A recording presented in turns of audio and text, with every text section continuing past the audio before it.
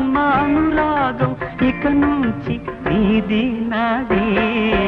అమ్మ అన్నది ఒక కమ్మని మాట, అది ఎన్నెన్నో తెలియని మమతల మూట, మమతల మూట.